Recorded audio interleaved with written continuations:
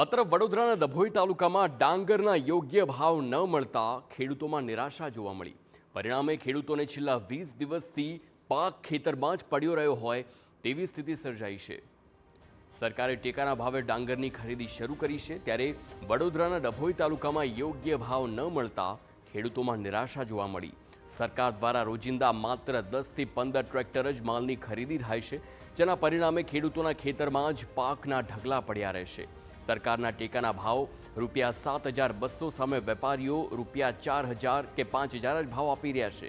બજારમાં વેપારીઓ પાસે ખેડૂતોને ઓછો ભાવ મળી રહ્યો છે અને મંડળીઓ પણ ડાંગરનો પાક લેવા તૈયાર નથી।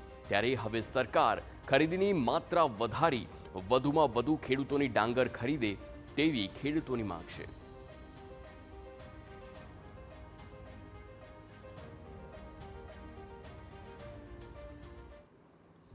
सरकारी भाव 7,200 નો ભાવ ચાલે છે, તો અમારે એનો વચ્ચેનો ગાળો રાખીને ખેડૂતને પોસાય એ રીતનો ધંધો કરે તો અમારે એવું સરકારશ્રીને કહેવું છે કે અમારું આ ડાંગરનો પાક હવે કાઢ્યો છે તો લઈ જાય વેપારી અને ટેકાનો ભાવ સારો મળે છે, તો એ જ ભાવમાં અમારે આ માલ આપવો છે।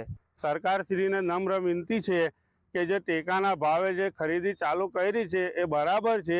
એના રોજના 10-12 ટ્રેક્ટરો ખરીદે છે, એની જગા પર વધારો કરે તો અમારી ડાંગર બધી જતી રહે।